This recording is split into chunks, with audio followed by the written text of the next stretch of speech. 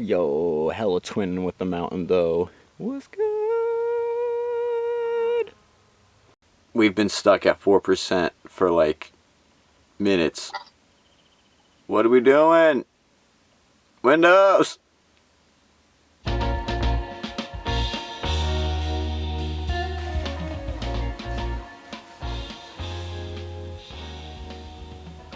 Luffy's going crazy up there.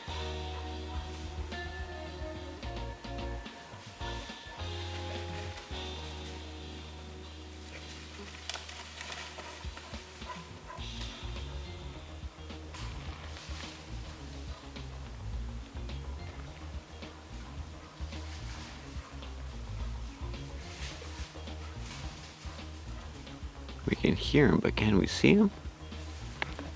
Oh, he's all the way up there.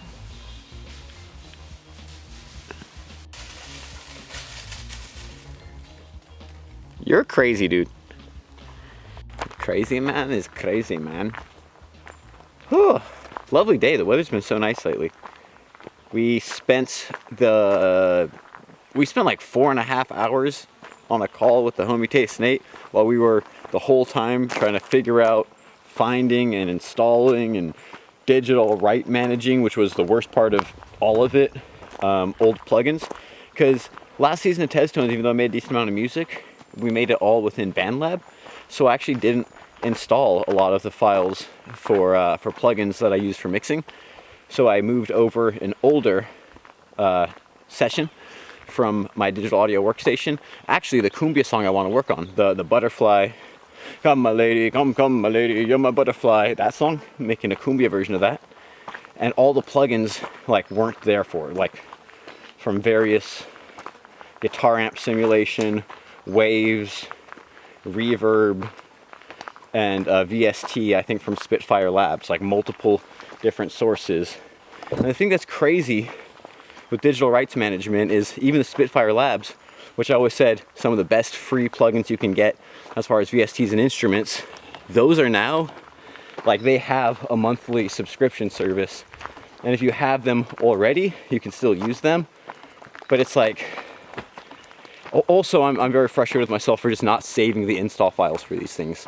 Because you think, oh, this is free software, I'll just get it again. But like, it's a new, different version. There's a new way to download them. Just like kicking myself for not saving those install files. But we got most of our stuff, like 90% of the plugins for that session reinstalled. I got the drum samples that I recorded myself at our own studio, me and Charlie. We created our own sample pack called Drums from Scratch. It was my drum kit recorded on 2-inch tape, so like really high quality samples. And it's very unique because a lot of sample packs and drums are just repackaging of the same samples you've already heard, either layered with different, like 2 snares that you've already heard but packaged in a different way, EQ'd in a different way, all that stuff.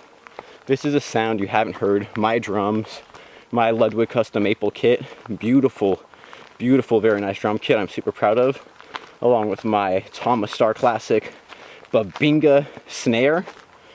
Lovely, an amazing snare. So recorded onto 2-inch tape machine, so analog signal and then digitized from there. So yeah, really excited to get those back and up into my DAW so we can create more of our music again and just mix stuff better. Having more tools to be able to mix will help with everything, even the audio for the vlogs, because there's some plugins in there that's really useful for like audio cleanup with different sounds. Why is he just like, what are you doing? Just walking by, just a creature. But yeah, don't want to rant about it too much, but been nice getting those all set up. And I do think at some point it'd be cool to show, especially some of the free plugins, because I mean, obviously I've paid for some at this point as an audio engineer, but there is an amazing amount of free plugins that are surprisingly good that would be really cool to share some of those tools with people. Oh, I also looked up this morning, like about we have like a little spot on, I don't believe it's our lens, I believe it is the camera sensor inside, because there's a whole thing where if you zoom in and out, if you don't see it zoomed in versus out, it's like the light goes around it, blah, blah, blah, blah, blah. Anyway, so I also looked at a cheap little just $10 cleaning kit that has a little squeegee air thing, because I was thinking I do have an air compressor, but I don't want to then overpower clean it and have that scratch the lens. So I've been trying to like, actually did try to clean it by hand, and I think probably with some like slightly questionable cloth that might have had some, you know, debris on it. So I'm hoping I didn't damage anything too much, or if so, we can repair it. But that being said, I'm looking at getting a little $10 kit so we can start trying to clean the lens up and getting our quality for what we have a little bit better. Oh, there's a little butterfly thing that just flew by. So yeah, been researching, been working towards just getting everything a little more proactively moving forward today. Feeling pretty good. Got our little stinker dude.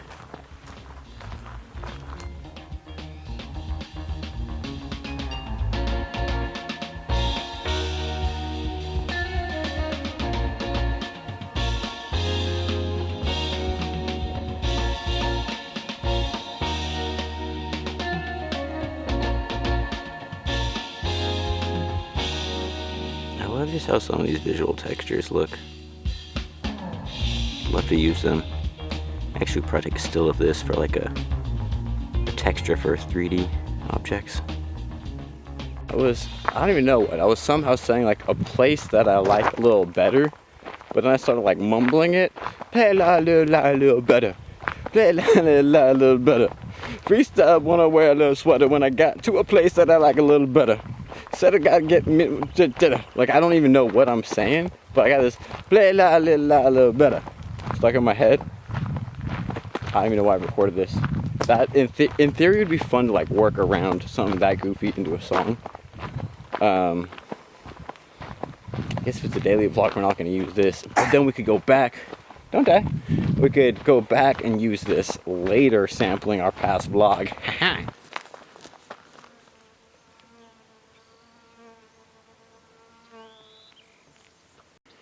Yo, this is where's the spider? This is a huge spider web. Like if you see from where it goes all the way to the right over here, to like it's up in the tree over here. That's, I mean, just the main bit of that's probably about 2 feet wide at least. Like if you're counting these far extremities. And then it's from like the left to the right, that's a good 4 or 5 feet maybe.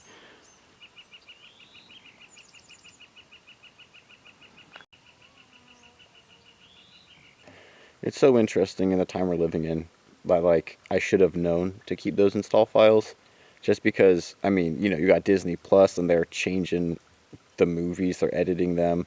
You got like books getting edited and changed if you have ebook versions of them sometimes. It's crazy how much we live in a day and age where like I just don't get, just let the media that was be and have it be a reflection of the time. Trying to edit everything from the past to be correct for now, or even not even in that sense, right? Like even just the programs, if it's going to deprecate the old version for a new paid version, like let me keep the version I had. Let me keep the version I had that was working. I actually have I was looking for some of the my different drives for an install for different programs that I had, different plugins. And the one thing that I found, like I found another couple ones that were semi-useful, but one of the things I found was a Nuendo 4.3 like cracked version before I paid to download, before I was able to actually have the money from being an engineer to buy Cubase. I was using Nuendo, which is like more of a post-production film type of program. So it's hilarious because I remember that was what got me through when I didn't have the money to get Cubase and I wanted to use Nuendo because they're pretty similar, and we learned on Nuendo actually in the school, San Francisco State, where I studied audio engineering, which had an amazing program, by the way. Shout out John Barsotti, and the fact that we were able to literally learn on a Neve console with Otari MTR90 Mark II, which is actually the exact same tape machine that I own. That's over at the homie spot, Taste Nate spot up in San Francisco, which it's actually funny. It's one of those things where, in theory, I could sell it when I'm low on funds, but getting a tape machine and keeping a tape machine, especially these days as they're like getting parted out and it's harder to find and stuff, it's one of those like Excalibur Sword in the Stone things that I was lucky enough to be able to acquire while having the recording studio. And I think it's very worth keeping it around and keeping it running. But yeah, it's so cool that I was able to get the same exact machine that we ran at our school because I knew how to run it. So shout out SF State, San Francisco State University. Shout out the John Barsotti, an amazing teacher there, and shout out the experiences it got me to where I was, to like the confidence to build a recording studio in San Francisco, and to be an engineer and just do all the things I was able to do there, and how much that really changed my life and set me up for a lot of the skills and clients and friends and everything, career choices. Even the crypto rap was because I had a studio. So shout out all that. But yeah, it's that being said, those times were simpler.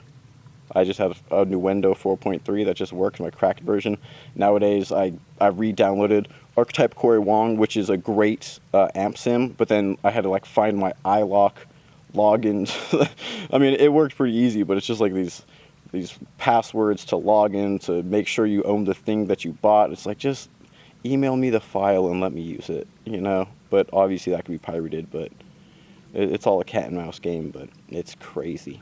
When I was a kid, you just would have a CD, you'd have a DVD, you'd have a cartridge. When I had my Super Nintendo, was the first console I had, like we had cartridges still.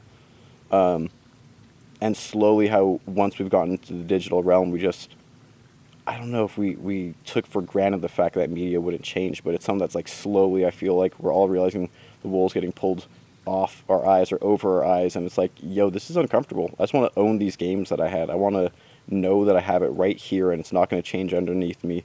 I'm going to keep this thing that's how I liked it. So yeah, just some musings and modern day DRM. Give me my rights to my data. Thanks for watching my vlog. Watch another or subscribe here.